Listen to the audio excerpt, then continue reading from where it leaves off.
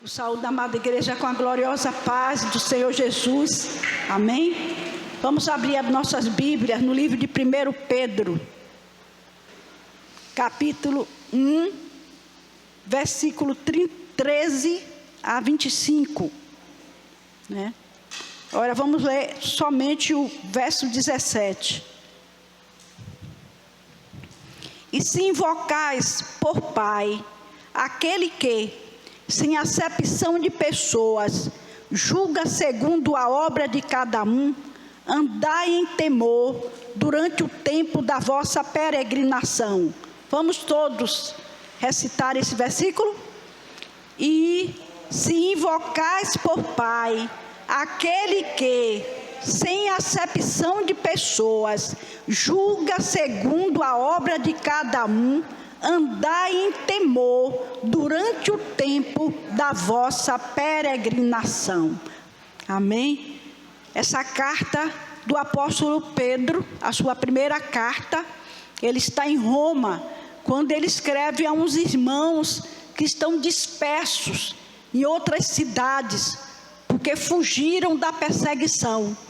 E ele, para que os irmãos se fortaleçam, permaneçam firmes, diante de toda a aflição, de toda a perseguição, diante do que eles estavam passando, ele escreveu esta carta para os irmãos, que chegou também até nós. E aquilo que era bom para os irmãos, é também bom para nós, na nossa caminhada com Cristo.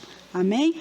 Aí o verso 13 diz assim: portanto, cingindo os lombos do vosso entendimento, sede sóbrios e esperai inteiramente na graça que se vos ofereceu na revelação de Jesus Cristo.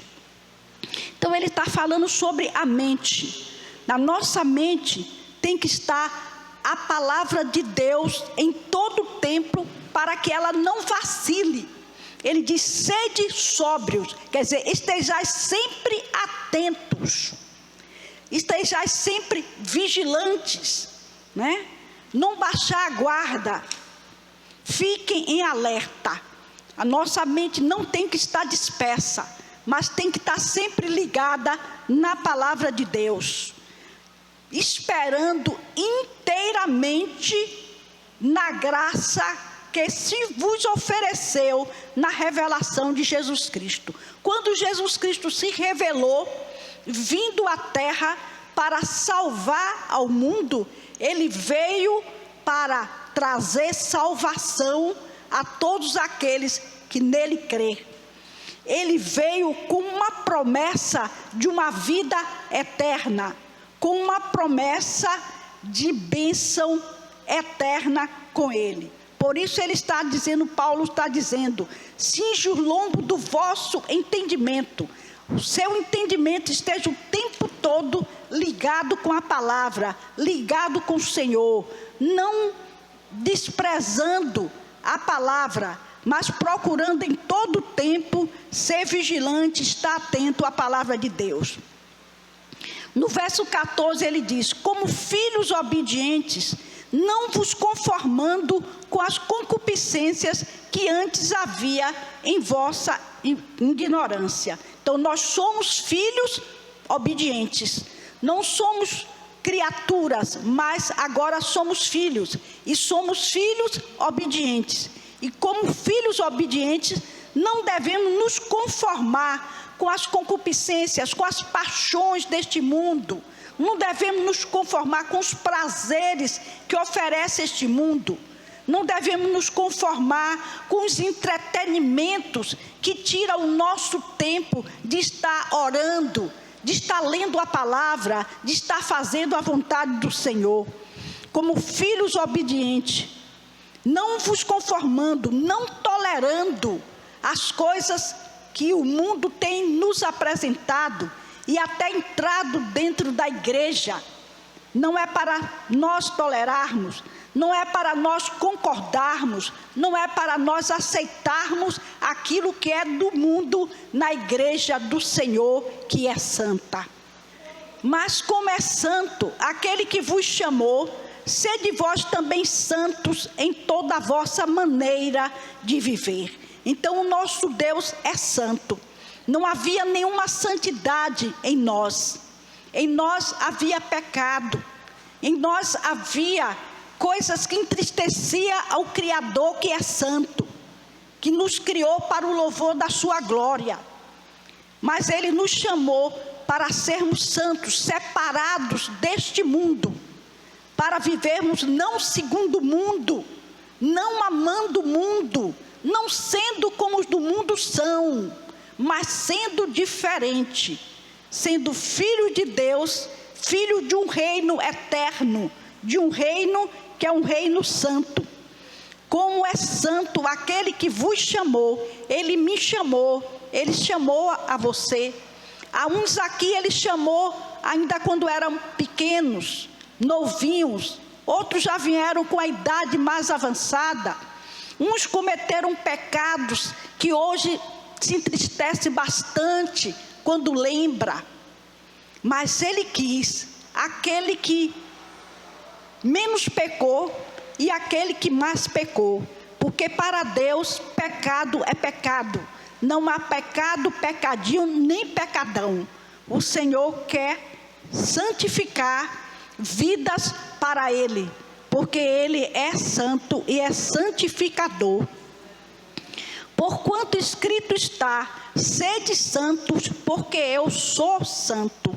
Esta é a vontade de Deus para a sua igreja, que ela verdadeiramente viva uma vida de santidade, viva uma vida de novidade de vida, viva como uma nova criatura em Cristo Jesus, não andando segundo a carne, mas segundo o Espírito.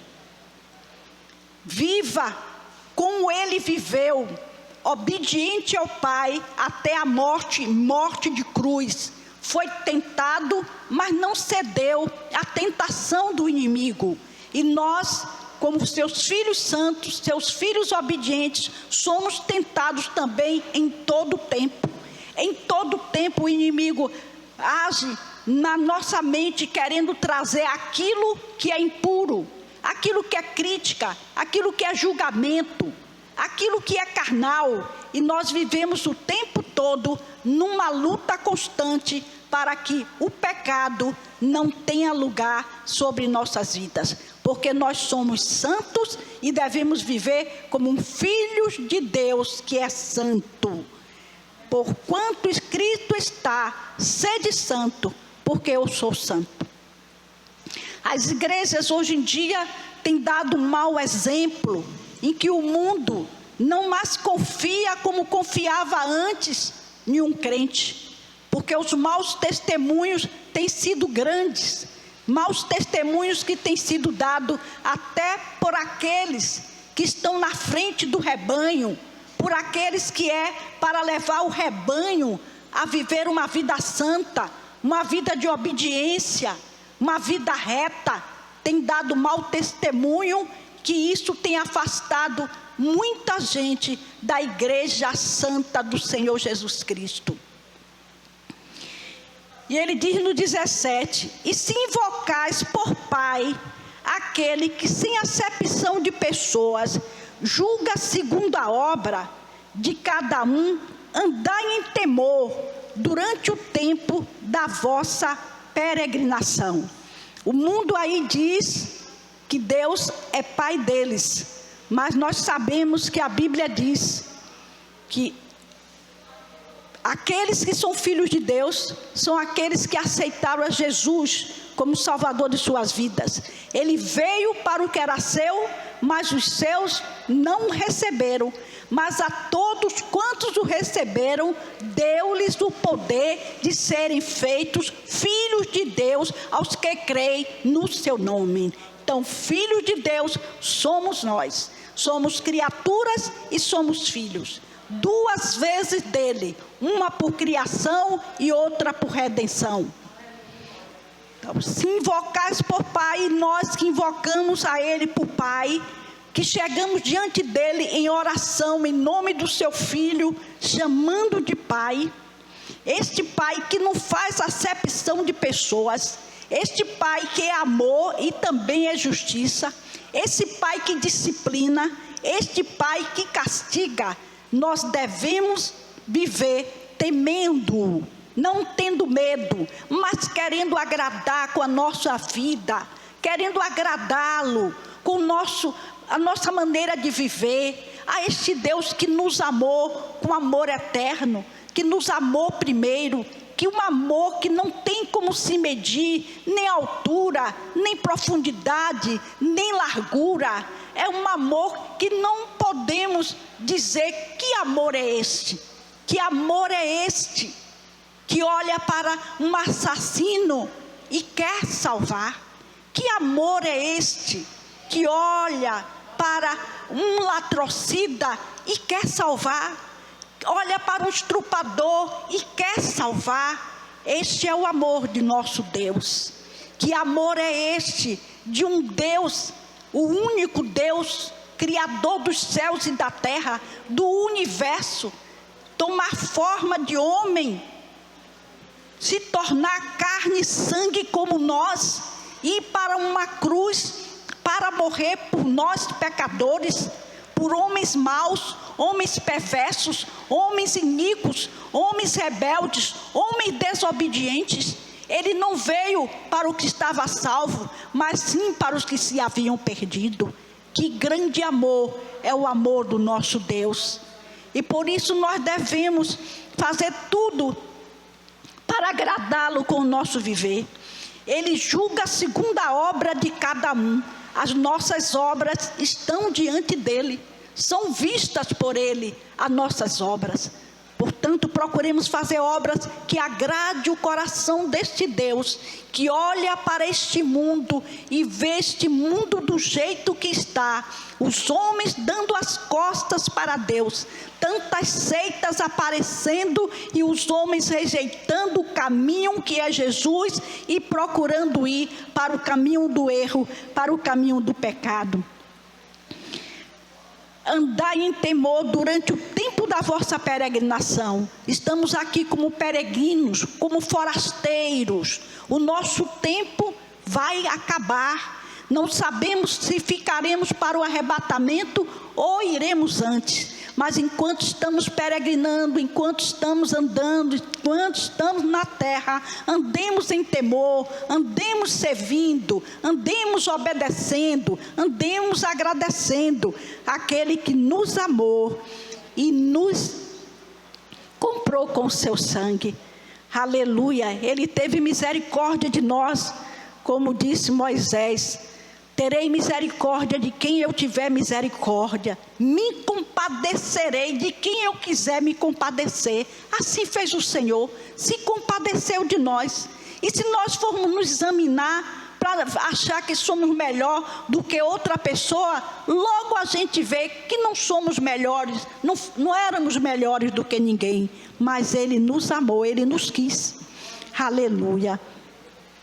No livro de Deuteronômio 10:17 diz assim: pois o Senhor vosso Deus é o Deus dos deuses e o Senhor dos senhores, o Deus grande, poderoso e terrível, que não faz acepção de pessoas. Nós vemos que Moisés estava ali servindo a Deus, numa luta para tirar o povo do Egito e levar à terra prometida.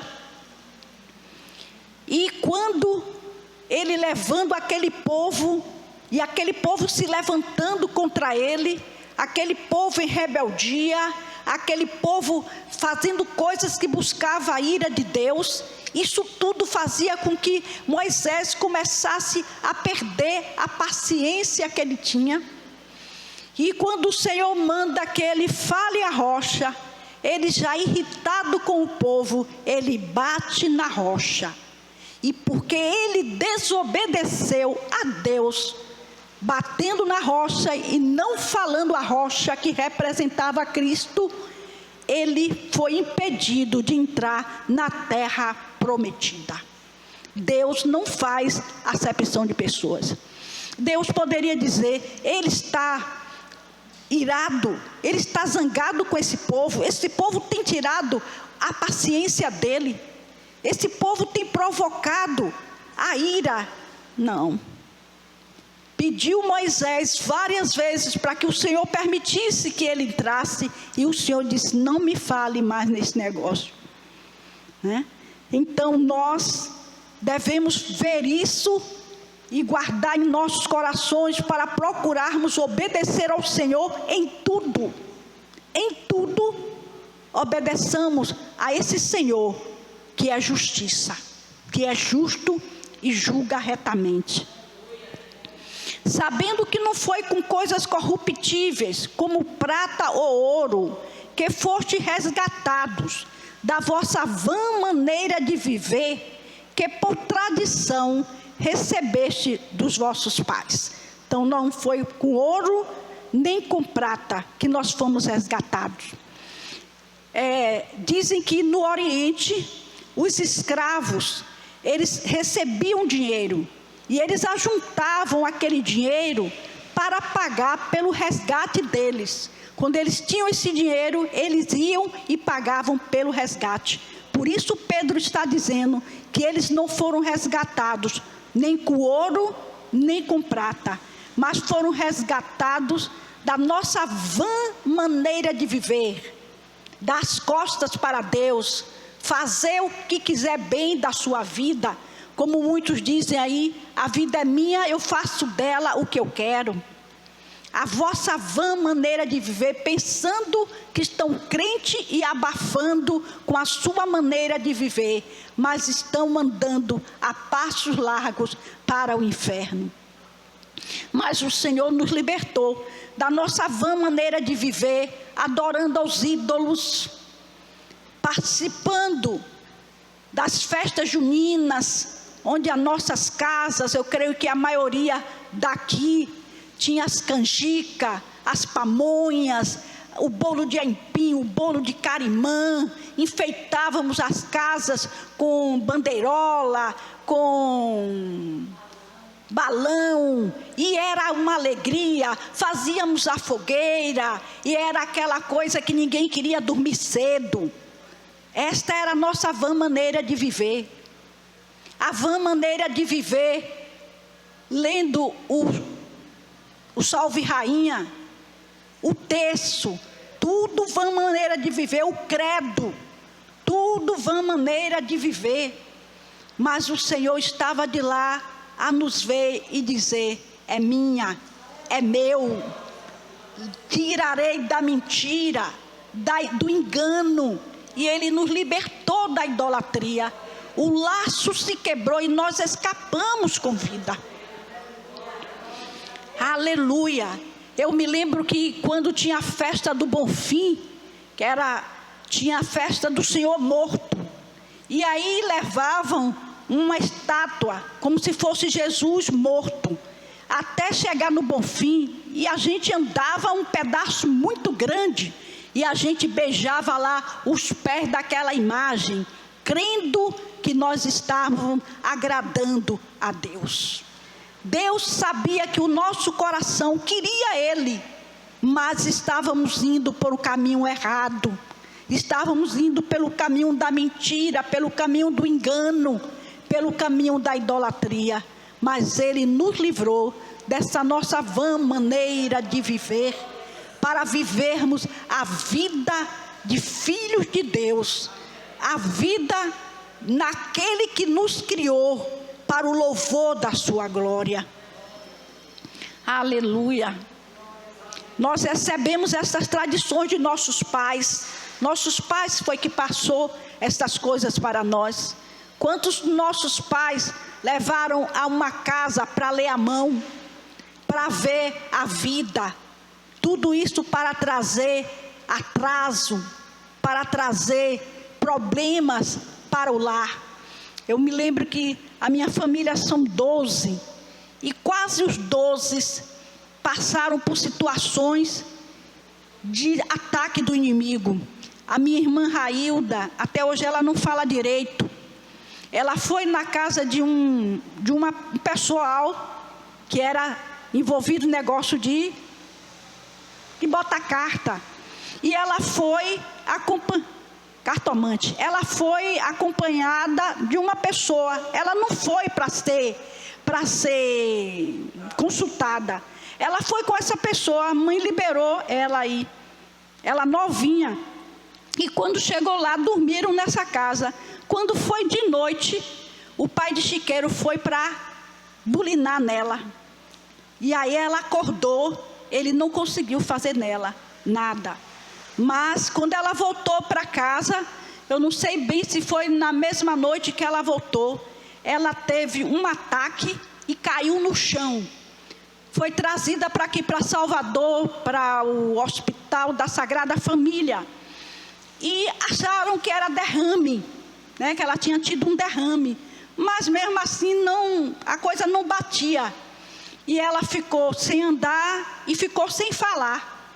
E minha mãe levava ela a essas casas, onde levou a uma casa que o pai de chiqueiro disse assim: essa daí, não, só o homem de lá de cima.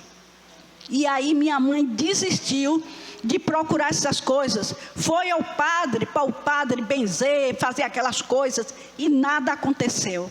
Até que minha mãe disse assim: se a minha filha falar, eu não sei se ela deu um prazo de um mês ou uma semana, eu vou ser crente. E aí minha irmã acordou chamando, dando benção à mãe, e ela começou a falar, e depois com o tempo começou a andar, né? E hoje é casada, viúva, tem 2 filhos. É essas coisas que vêm para a família. Com idade de 12 anos apareceu essa mancha, o vitiligo, e apareceu no rosto, me manchou o rosto de um lado, manchou o rosto do outro. E uma adolescente chega nessa fase, que é a fase que a adolescente se acha bonita, né? Começa a sair com as colegas. Estava eu lá com o rosto de um lado todo manchado do vitiligo e o outro do outro lado manchado de vitiligo.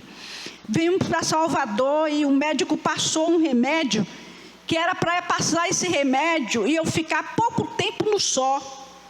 Mas a gente pouco lia a bula, e aí eu passei o remédio, fiquei o dia todo no sol. Quando foi à noite, para dormir, começou as pinicadas. Eram pinicadas que doíam e as bolhas começaram a aparecer. As bolhas apareceram todas no meu braço, nas minhas pernas, e ficou uma coisa feia. Depois aquelas bolhas foram secando, e aí começou a mudar a cor que eu tenho aqui no meu braço, que não é a vitiligo toda branca. E fora outros casos que vieram na família. Tudo isso porque abre a brecha e o inimigo acha a oportunidade de entrar na família e fazer o saceiro que ele sabe fazer. Ele veio para matar, roubar e destruir. Então, uma tradição que nós recebemos dos nossos pais, muitas delas, ou a maioria delas, prejudicaram a nossa vida espiritual, prejudicaram casamentos, prejudicaram a saúde, né? Só para mais uma coisa, uma das minhas irmãs, ela tinha um problema nos ossos. Os ossos dela, ela tinha reumatismo, era reumatismo nova ainda. E ela estava menstruada e o médico, aí se levou o médico achou que ela estava abortando. Ela ficou desesperada, ainda chegou a levar ela para o Hospital Ana Nery, mas foi ele que botou o dedo dele lá na minha irmã. E aí, ela doida chamando meu pai para dizer que ela não tinha feito, ela não tinha nem namorado, ela não tinha feito aquilo. E meu pai disse: eu acredito em você, minha filha, eu acredito em você. E quando apareceu o namorado dela, meu pai chamou ele e disse o que tinha acontecido com ela. E ele disse: eu quero casar com ela mesmo assim. E foi o melhor casamento da família, que ela ficou viúva agora. Então, essas brechas que se dá e o inimigo entra e faz aquilo que ele sabe fazer muito bem: matar, roubar e destruir. Mas graças a Deus que nós temos o Evangelho e já passamos para a nossa família aquilo que vem de Deus.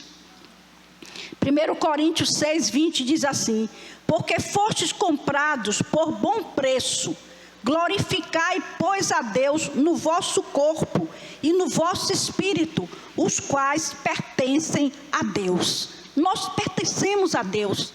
Nós não somos de nós mesmos, nós somos dele. E devemos viver para ele, fazendo a vontade dele, o querer dele. Se nós fazemos diferente, estamos sendo rebeldes. Não estamos sendo filhos obedientes, mas filhos rebeldes. O 19, ele diz assim: nós fomos comprados, mas com o precioso sangue de Cristo, como de um cordeiro imaculado e incontaminado. Então fomos comprados pelo sangue do Filho de Deus, o Cordeiro de Deus. Este cordeiro que João Batista, quando viu, apontou para ele e disse: eis o Cordeiro de Deus que tira os pecados do mundo. Aleluia! Este é o Cordeiro perfeito para o sacrifício. Este é o Cordeiro que foi morto, mas vive para sempre. Este é o Cordeiro único, digno de abrir o livro e desatar os 7 selos. Aleluia! Glória ao Cordeiro e o poder do sangue do Cordeiro sobre nossas vidas, que tem nos feito vitoriosos. Aleluia! O Cordeiro imaculado e incontaminado, o qual, na verdade, em outro tempo, foi conhecido antes da fundação do mundo, mas manifestado nesses últimos tempos por amor de vós. Quer dizer, antes da fundação do mundo, ele já existia. Deus, quando criou o mundo, já sabia que o homem iria pecar e que precisava que o Cordeiro viesse morrer para redimir, para resgatar os homens da condenação eterna. Sem derramamento de sangue, não há perdão de pecados. Não há purificação de pecados. Então, aquele justo Cordeiro, porque Deus olhou do céu e não viu um justo sequer.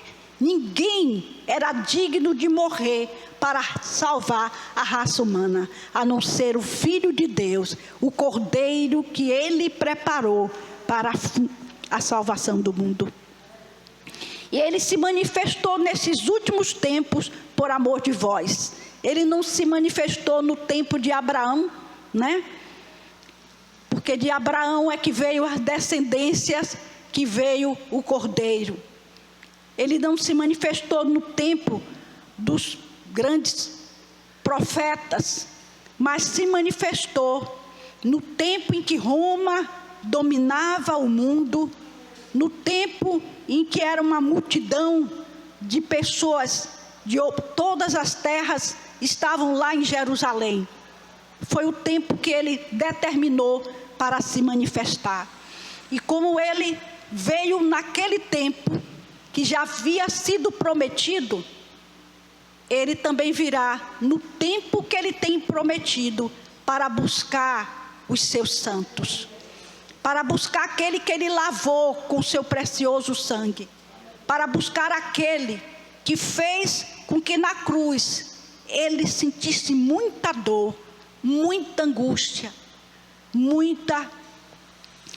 muito desespero em estar ali naquela cruz. Ele virá e não tardará. E por ele credes em Deus, que o ressuscitou dos mortos e lhe deu glória, para que a vossa fé e esperança estivessem em Deus. Então, através de Cristo é que nós cremos que existe Deus, porque Cristo morreu, mas não ficou no túmulo. O túmulo está vazio. Ele ressuscitou, provando assim o seu poder para matar e para dar vida, provando assim que ele tem o poder para ressuscitar os mortos. E por ele credes em Deus, que o ressuscitou dos mortos e lhe deu glória, ele recebeu a glória do Pai, para que a vossa fé, a minha fé e a vossa fé e esperança estivesse em Deus. A nossa esperança é a sua vinda. O Rei dos Reis vem nos buscar. Estejamos vigilantes, estejamos em alerta, estejamos preparados, porque Ele virá. Aleluia. Purificando as vossas almas na obediência à verdade, para a caridade fraternal, não fingida. Amai-vos ardentemente uns aos outros com um coração puro. Então, para nós gozarmos desta esperança da vida eterna, nós devemos purificar as nossas almas. Devemos examinar as nossas almas. Como está a minha alma? Aleluia. Está preparada para sair daqui e encontrar com aquele que é santo, com aquele que nos separou para ser dele? Devemos examinar as nossas vidas. Como o apóstolo Paulo diz, examinai o homem a si mesmo. Tem cuidado de ti mesmo. Devemos procurar, em todo tempo, vivermos numa vida santa. E ele fala aqui para termos caridade fraternal, né? O amor fraternal faz parte dos santos, da vida dos santos, faz parte da vida da igreja. E é o que nós estamos mostrando na igreja, ajudando a irmã Teresa, né? Nós estamos na prática do amor fraternal, porque dizer eu te amo é muito fácil, mas nós devemos provar o amor fazendo, praticando a caridade. E ele fala uma caridade, um amor para a caridade fraternal não fingida. Há muitos fingidos, né? Mas esses fingidos não estão de acordo com a palavra de Deus. Não são os filhos obedientes. Amai-vos ardentemente uns aos outros com um coração puro. Pedro manda aqui, ame ardentemente uns aos outros com um coração puro. Que o nosso coração não haja pensamentos impuros para com o nosso irmão, pensamentos para derrota para com nossos irmãos.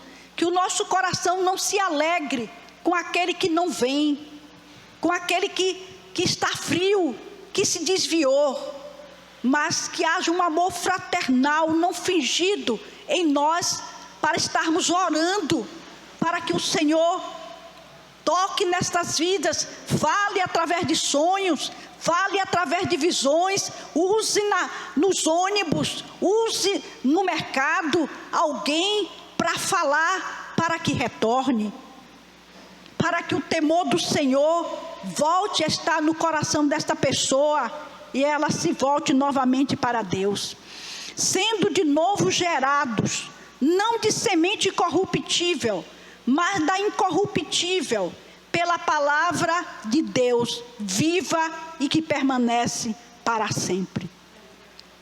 Nós fomos novamente gerados. Deus encontrou um terreno fértil em nós.